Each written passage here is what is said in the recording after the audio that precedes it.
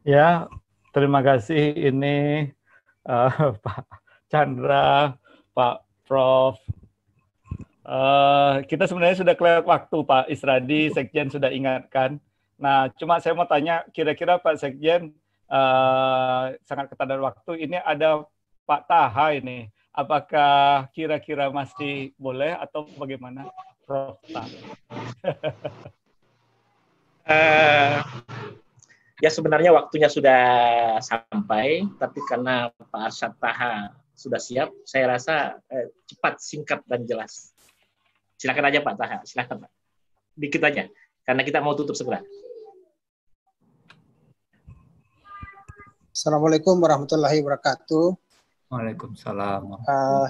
Yang saya hormati Bapak Archandra, Prof. Asari, Rektor ITS. Saya Arsyad Taha dari Fakultas Teknik Universitas Hasanuddin. Saya ingin bertanya, melihat dari satu sisi lain sumber renewable energy yang kita tidak singgung-singgung, padahal kita punya potensinya cukup besar, yaitu dari laut. Jadi di laut kita itu ada kan potensi sumber daya dari gelombang pasang surut arus laut. Nah ini saya sudah membaca, kebetulan saya backgroundnya adalah coastal engineering. Saya sudah banyak mendapatkan informasi kenapa di bidang ini belum dikembangkan, karena ternyata memang investasinya cukup besar, menyebabkan nilai jual dari listrik yang dihasilkan dari situ akan menjadi mahal, tidak bisa bersaing dengan sumber-sumber dari daratan. Nah, jadi tantangan yang ada sesungguhnya adalah bagaimana kita mengembangkan satu teknologi yang bisa menjadikan sumber itu murah untuk bisa dieksploitasi. Nah, kita punya garis pantai cukup panjang. Kemudian kita punya Kementerian PUPR, Kementerian Perhubungan yang selalu membangun bangunan pemecah gelombang.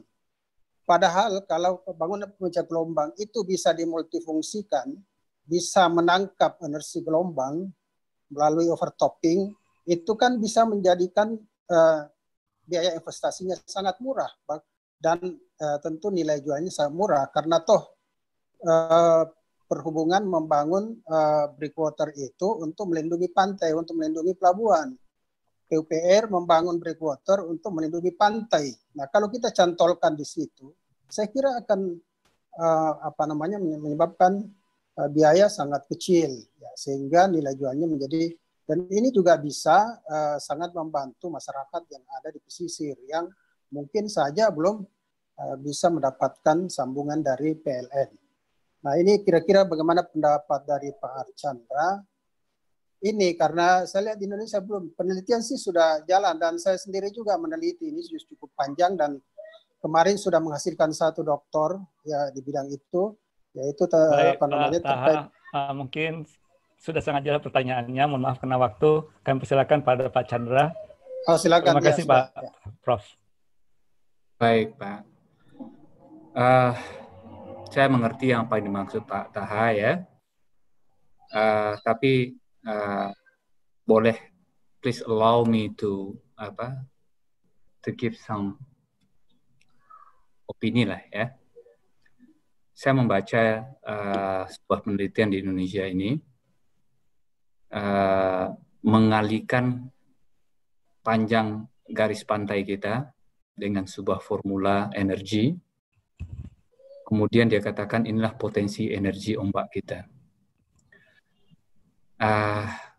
Kalau boleh saya saran, kalaulah sesimpel itu Pak, ya, maka makmurlah negara-negara yang punya garis pantai yang panjang. Ya. Kalau Bapak berbicara tentang overtopping, apakah cukup energinya? Apakah breakwater itu adalah diambil energi diserap dari situ? Apakah segampang itu? Kalaulah iya, bukan saja Indonesia, mungkin di seluruh dunia sudah melakukan itu. Ya, tanpa mengartikan atau mengecilkan arti research yang Pak Taha lakukan, coba aja dihitung, lakukan. Ya, apa yang dibutuhkan, minta ke PUPera, Pak, saya melakukan ini, memanfaatkan breakwater untuk sumber energi. Silakan. Ya, tidak ada halangan. Pak, tapi saya nggak punya uangnya. Nah, ini beda. Ya, ini kita bicara tentang komersial sekarang. Makanya kaitan antara Bapak melihat demand-nya ada nggak? Ada Pak, listrik. Nah, kalau demand-nya ada, kan tadi saya lihat kan gimana caranya. Kumpulkan perusahaan-perusahaan yang mau mendanai itu. Ya, atau kumpulkan bicara dengan PUPera. Saya mau ini. Nah, sebelum itu hitung dengan benar. Apakah iya energinya cukup untuk menghasilkan listrik? Ya. Kalaulah iya, ini sebuah breakthrough dari Pak Taha yang menghasilkan listrik dari metode yang Bapak sampaikan tadi. Ya, kita perlu hati-hati. Kenapa? Tanpa mengecilkan arti research yang sudah ada, semua energi laut, semua method, semua usaha banyak yang sudah dilakukan orang, banyak dana yang sudah dihabiskan. Termasuk dari segala macam metode, Bapak bisa lihat di internet juga. Namun sampai saat sekarang ya belum ada champion yang bisa mengalahkan atau mengimbangi secara komersial existing teknologi yang ada berdasarkan apa yang sudah dilakukan manusia. Ya, paling sekarang angin yang sangat yang bisa bersaing sekarang. Ya. Kalau ombak belum ada yang bisa bersaing, masih tetap mahal. Ya. Kalau arus ada tapi tetap mahal. Ya. Silahkan cari. Mungkin di Indonesia bisa menemukan metodenya seperti tadi, Pak. Mau Bapak lihat dulu demand-nya apa? Ada teknologi nggak ada? Atau mencoba teknologi existing. Kalau ada, coba aja dulu. Mampu nggak menghasilkan listrik? Ya. Kalau mampu, secara komersial, masuk nggak? Itulah dua hal yang selalu menjadi pertimbangan dalam pengembangan teknologi. Coba bayangkan Bapak bikin iPhone 10 ternyata harganya 10 kali lipat dari iPhone 5 misalnya. Nggak ada yang beli, Pak. Ya. Atau bikin apalagi yang ini, ya mungkin yang cocok tuh iPhone lah ya. Kalau iPhone itu dibikin makin lama ya dengan kecanggihan teknologinya, harganya tidak bersaing, maka akan ditinggalkan. Ya. Yang benar itu adalah dengan menambahkan feature teknologi yang dibutuhkan, harganya stabil kok tidak turun. Nah, di saat itulah sebuah teknologi development activities itu bisa berkembang karena disokong oleh industri dan market. Sayangnya, research kita itu masih mengandalkan uang dari pemerintah. Ya. Kalau Bapak mengandalkan uang pemerintah, kalau saya nggak salah, ya Bapak itu lebih banyak menghabiskan waktu untuk membuktikan bahwa uang itu digunakan secara benar daripada melakukan risetnya sendiri. Benar nggak? Ya. Ini kan para profesor, ya. Berapa banyak dokumen yang harus Bapak siapkan, ya, untuk membuktikan bahwa Bapak mengeluarkan uang itu benar. Ya. Coba Bapak hitung, administrasinya berapa, risetnya berapa lama? Jangan-jangan ya lebih banyak administrasi daripada risetnya. Kenapa? Karena kita sangat bergantung dari duit pemerintah. Di Amerika gimana? Bergantung nggak dengan duit pemerintah? Saya nggak yakin Google itu harus ada Kepres-nya dulu, Perpres-nya dulu keluar, Pak. Atau Microsoft, atau Apple. Ya. Mereka lakukan sendiri. Dan yakin bahwa produknya akan dibeli. Kalau yakin produknya akan dibeli, dia akan mau pinjam duit dulu, mau ini. Coba lihat, si Bill Gates dulu ngapain dia supaya bisa duitnya tuh ada. Numpang dulu ke orang tuanya di garasi dulu. Ya. Si yang punyanya Google juga sama. Sepengetahuan saya itu tidak menggunakan duit pemerintah, Pak. Mereka melakukan sendiri. Ya. Nah, untuk itu kalau Bapak yakin, Pak Taha ya, bahwa ada Pak ide untuk bisa listrik dari yang Bapak sebutkan tadi, karena saya seorang coastal engineer, lakukan Pak, do it. Ya.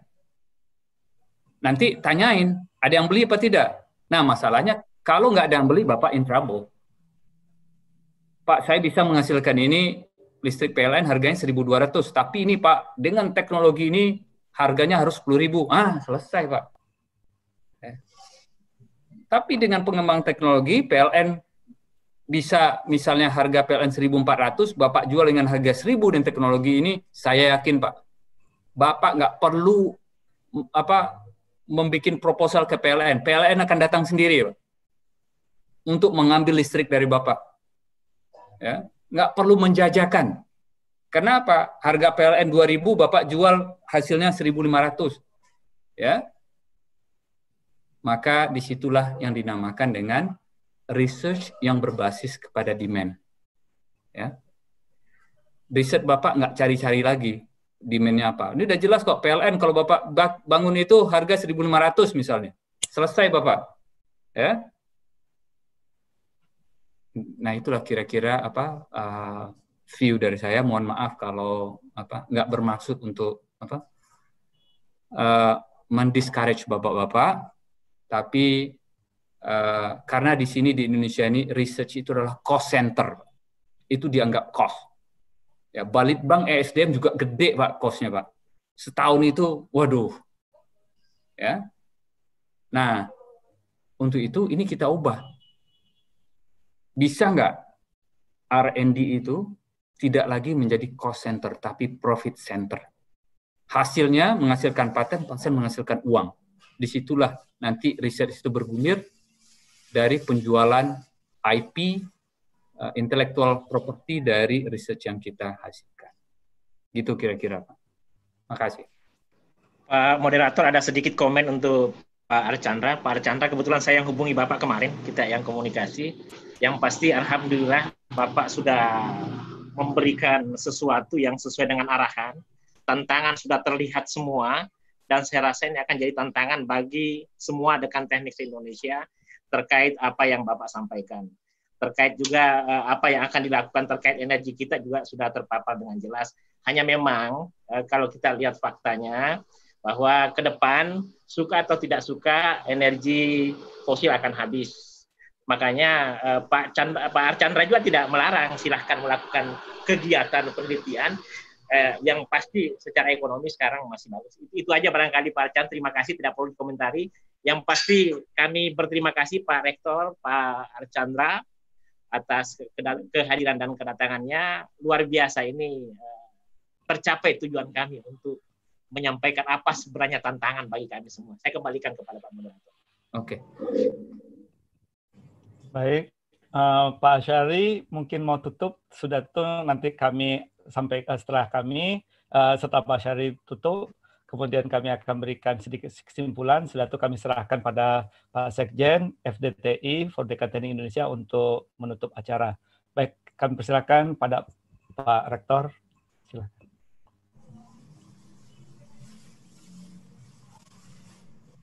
Tolong unmute dulu Pak Rektor.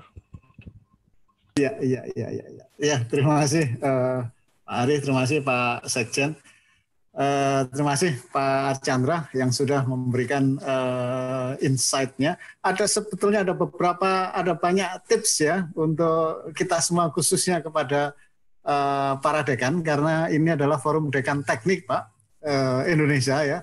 Jadi orang-orang teknik semua ini, dekan-dekan yang punya tanggungan mahasiswa yang lulusannya diharapkan itu bisa ikut berperan dalam berkontribusi mengatur ataupun berperan di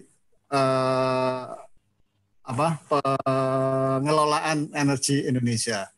Ada beberapa tips kalau yang saya catat tadi dari paparan Pak Chandra.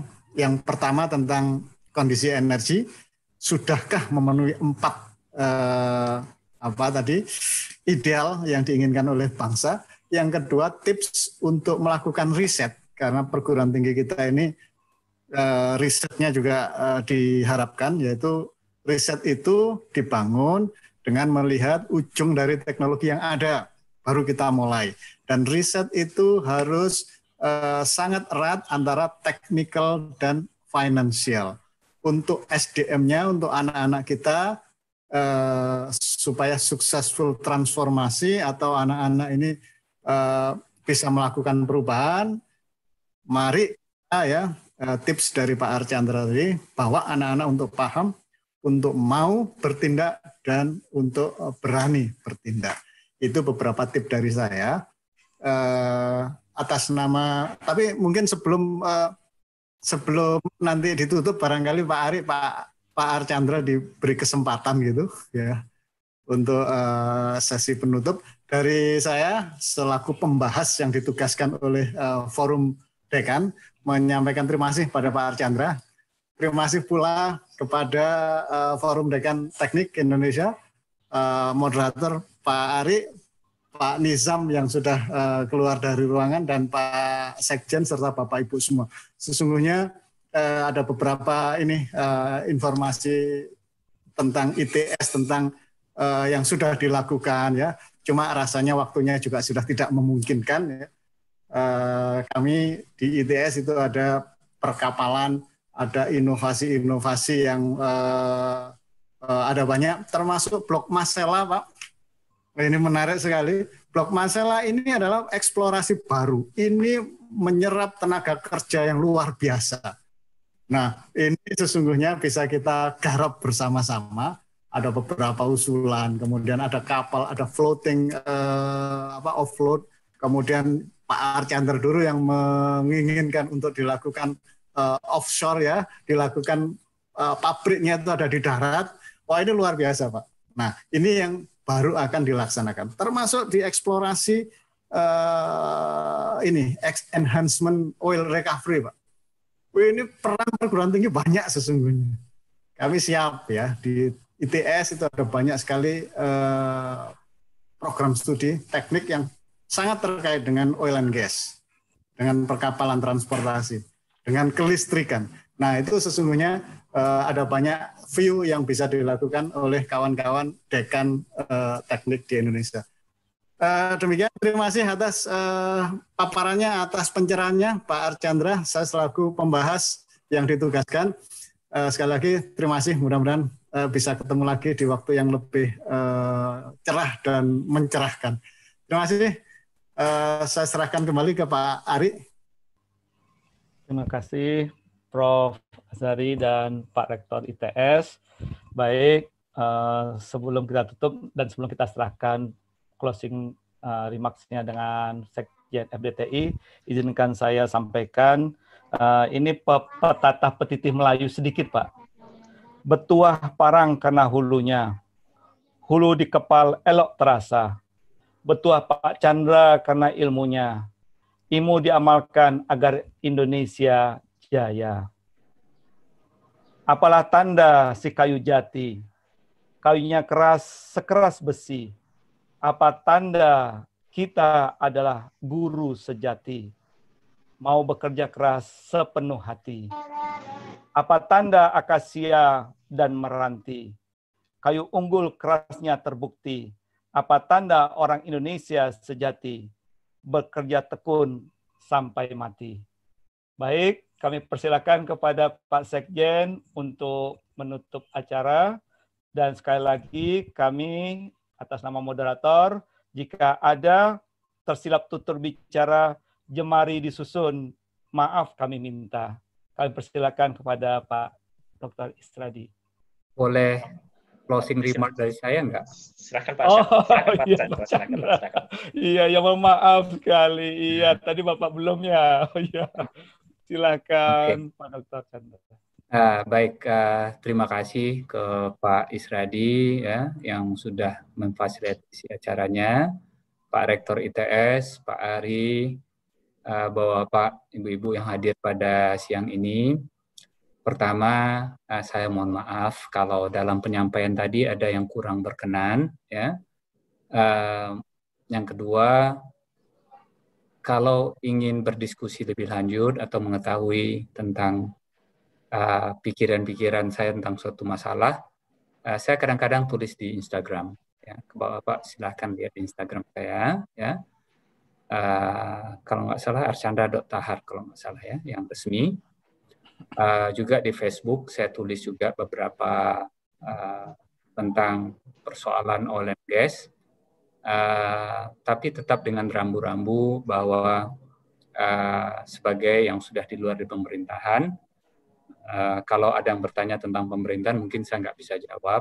Karena apa? Kita menghormati siapapun yang diberi amanah untuk memegang jabatan di pemerintahan saat ini.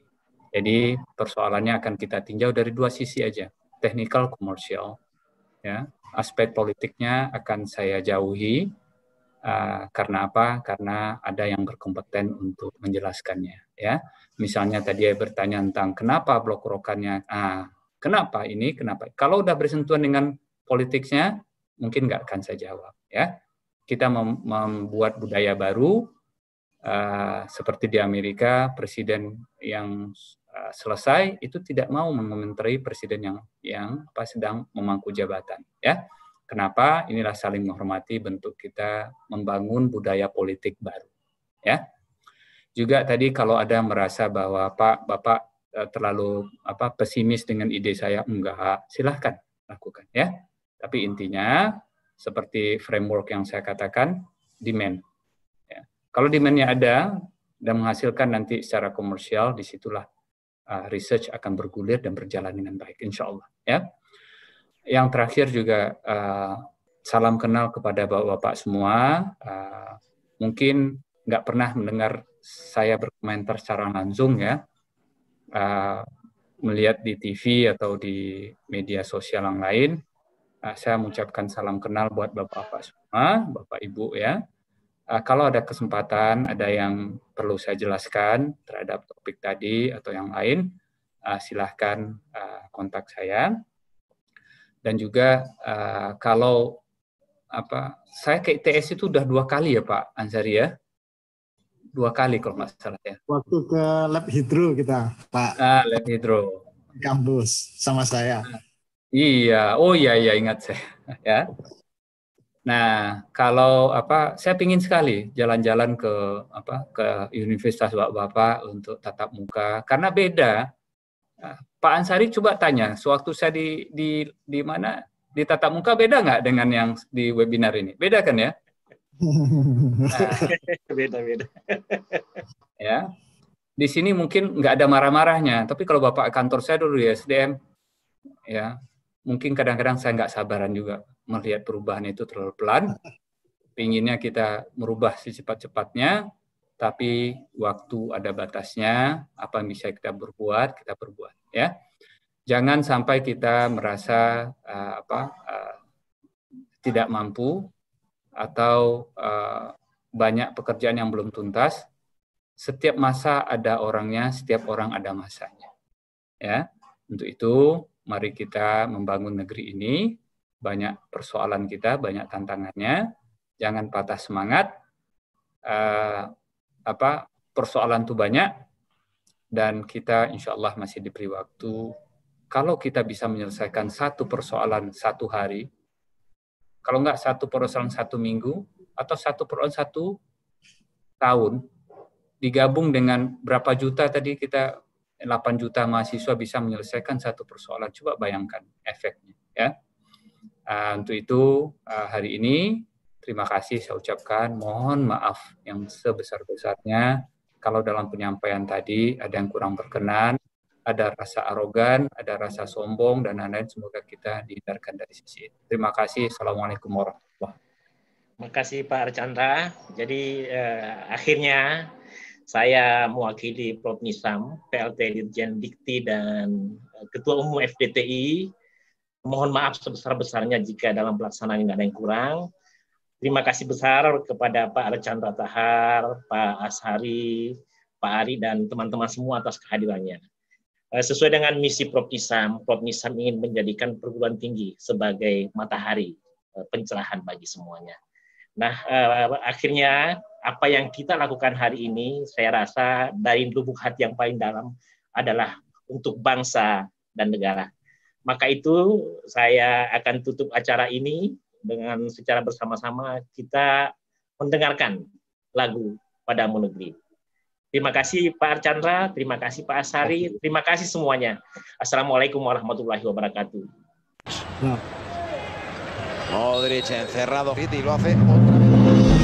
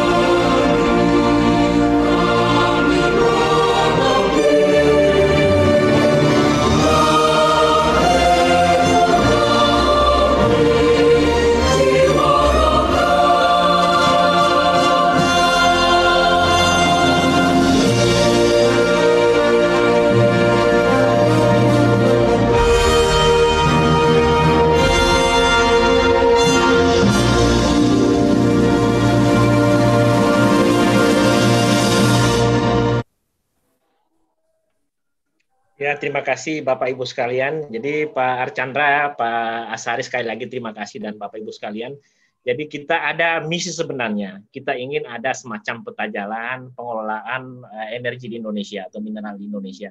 Dan ada Pak Archandra, ada Bapak-bapak semua. Saya rasa kalau kita sinergi, kita akan mampu melakukan itu semua. Sekali lagi mohon maaf sebesar-besarnya. Terima kasih atas waktunya. Salam dari Prof. Nisam. Sebenarnya beliau ingin bersama Bapak, Ibu sekalian, tapi ada tugas dari Mas Menteri yang harus beliau sampaikan. Sekali lagi, saya atas nama Forum Dekan Teknik Indonesia mengucapkan terima kasih dan mohon maaf sebesar-besarnya jika ada kekeliruan. Assalamualaikum warahmatullahi wabarakatuh. Waalaikumsalam. Terima kasih Pak Prof, Pak Isradi semua, Pak Ari. Makasih. Ya, Assalamualaikum. Izin untuk mampir ke Surabaya, Pak. Insya Allah. Kalimantan menunggu Pak Archandra Tahar untuk minggu-minggu depan. Persatuan Insinyur Indonesia. Ya, insya Allah, insya Allah.